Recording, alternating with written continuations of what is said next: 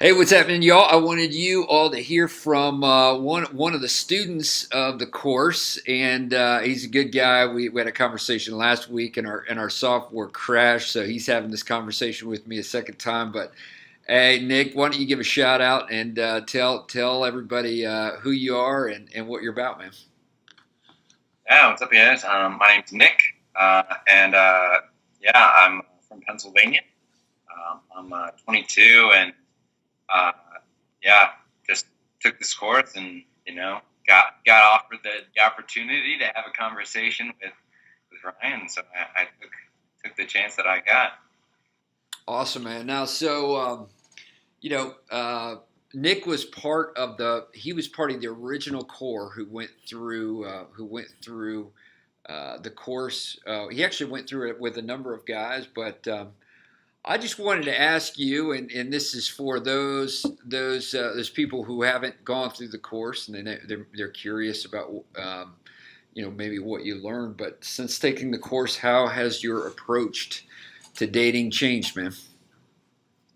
Um, there's a lot of things that it there's a lot of different things that I have to think about now when I think about dating, and they're all good things to think about. And some of them, maybe reasons why I wasn't so good at it before is because I just didn't think about these things. Um, One of those is just, really a couple of the signs that women will give you to show if they're interested or not interested. And one of my big fears, and still one of the fears, but fear of rejection when going up to a girl and asking her out on a date, right? It's like the worst feeling ever. And so, just being able to see those signs and kind of read those is a really big help in the way I, will approach a woman. If I see those signs, if I see that she might be interested in me, then it gives me a lot more confidence to go up and just kind of state my case. It's not the end of the world. It's just That's it looks right. like she's into me. I'm That's into right. her, and may as well just tell her that. Yeah. It's so yeah. And so for those who don't know what Nick's talking about, what I teach on is not just taking action. Action is good, and there's a lot of courses out there that will teach you on taking action, but I communicate teaching on smart action. And the likelihood that there's going to be high levels of rejection if you go into a situation where you're not invited in, you're going to experience high levels of rejection. And over the long period of time, man, you're just not going to want to be in the ball game.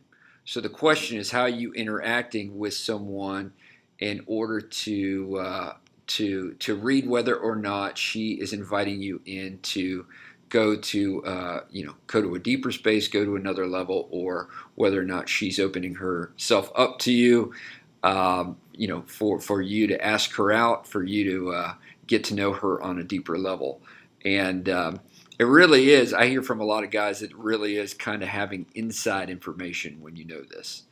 Um, Yeah, I feel like girls have known this about us for like this their entire lives, and we are just learning this about them. So I feel like an even playing field now, finally. yeah, Um, yeah. Even playing field. That's good, man.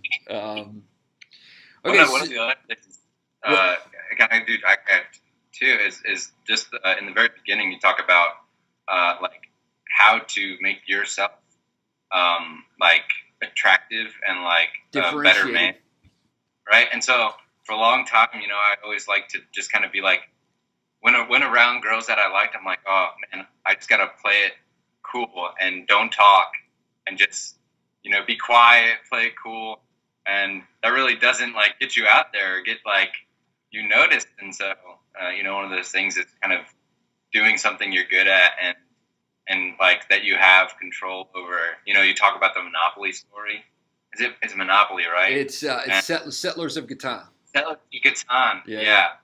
But just like opening, I mean, that story was just like I need to I need to play board games more with girls because gosh, Well, it's again, there's kind of this misconception, the misconception up there that you have to have money, you have to have the car, you have to have all of these different things, and that's really not what a woman is looking for. She's looking for the thing that's going to make you differentiated in her mind, right? We're not you're not teaching guys to be fake, not teaching men to be themselves, but to take what you have and own your space, right?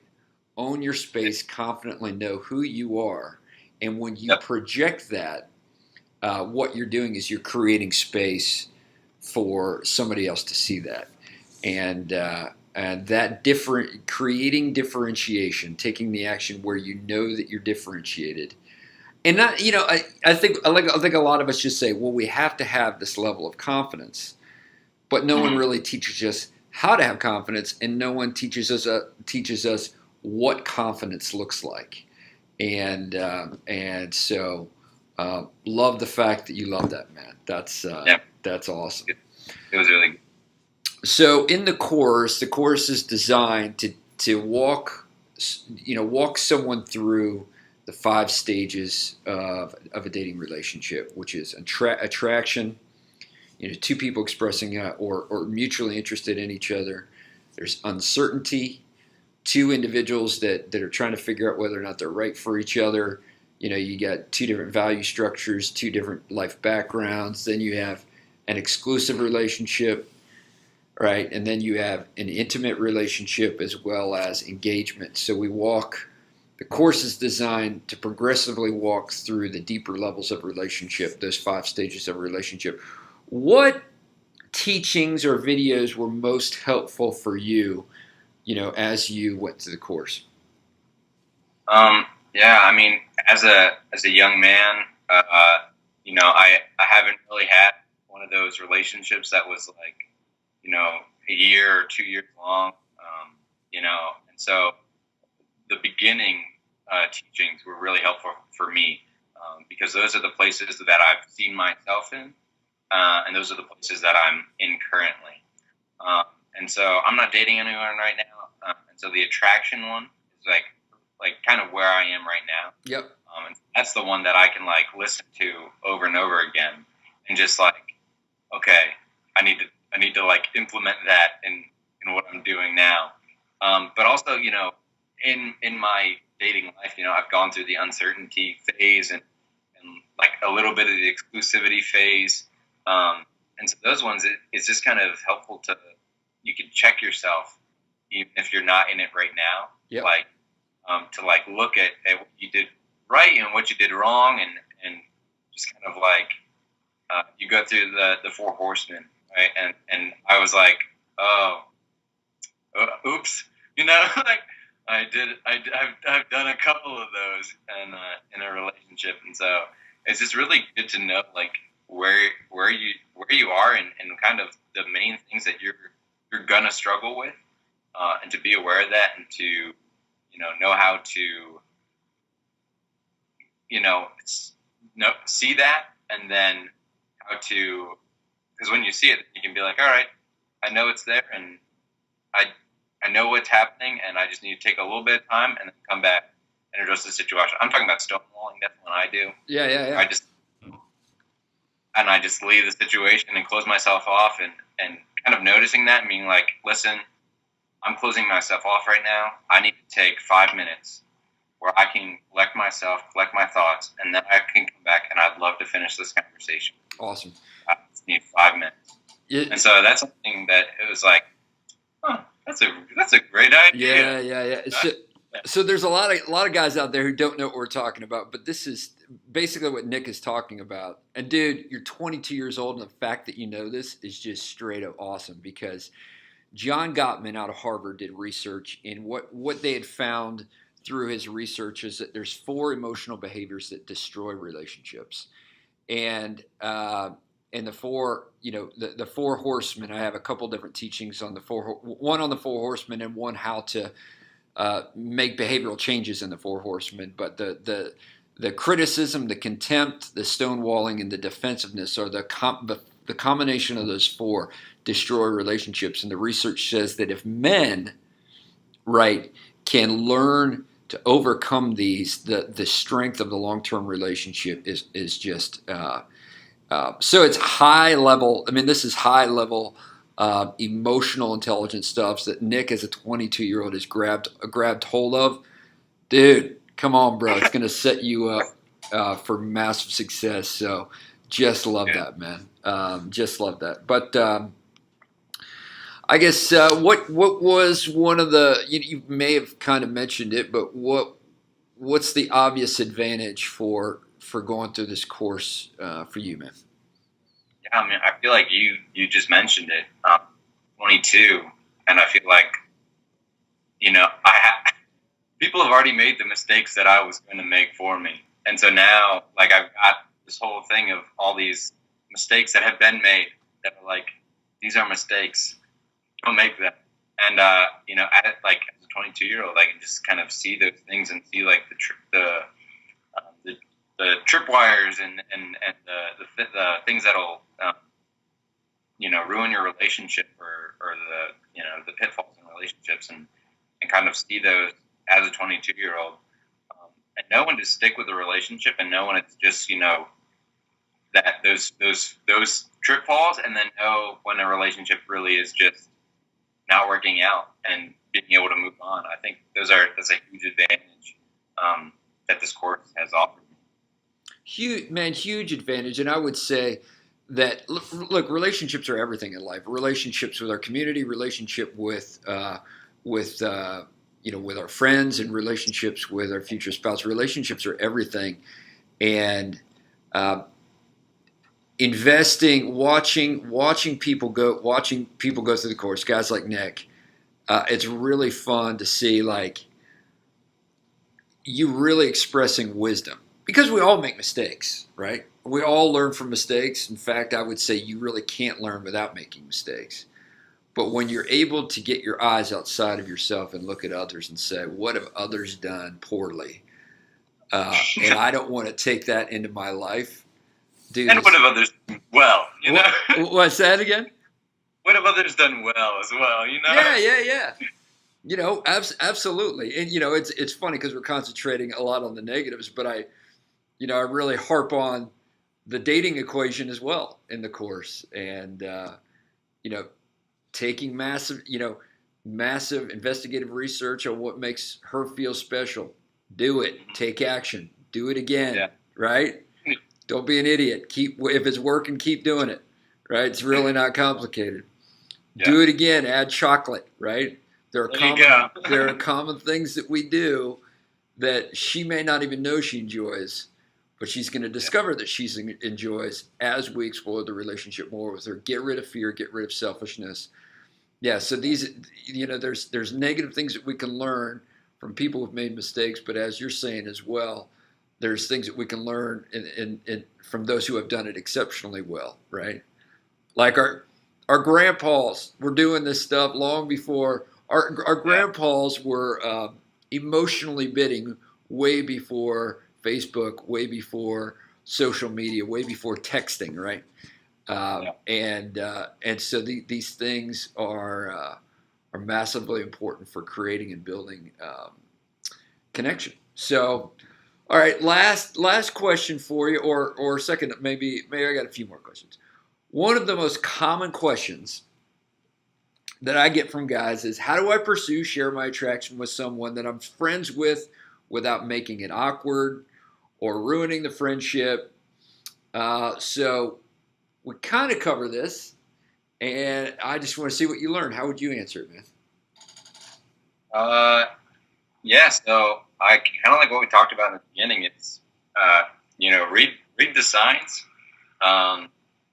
Like, don't go in where it's like clearly that there's walls up, that there's not an attraction there. It's just kind of one of those things where, if it's not something to be afraid of expressing, attraction. And you gotta be okay with the no, and you gotta be okay with the yes. When a girl says no, it's not that she doesn't want to be your friend anymore. It's just that she doesn't want to have she doesn't find you attractive in that way, and so it's totally fine. But to avoid that, I would say really work on kind of reading those signs that she's giving you and looking for those, and then just being honest and upfront and just go for it. That's great, man. That's right. And I think a lot of guys they'll build all of this stuff on the inside, Yeah. and what they do is they get to a place. Remember the 5 stages. You're in attraction. You're not in intimacy. So a Yeah. lot of guys will get to a place of intimacy on the inside with a woman, and she's not there. And remember, intimacy requires two people. So if you're there by yourself, not a good place to be, right? You Yeah. want to be in a place of attraction, right? Yeah. Right? And if she's giving you the signals, right, we want to take smart action, go in, right? Even if she isn't giving you the signals, at times I would suggest for guys, because they can get hung up on a girl for like a year or two. And I'm like, dude, you're wasting all your time.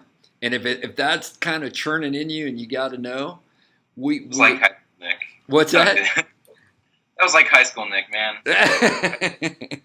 Freshman Nick was in love with a junior in high school.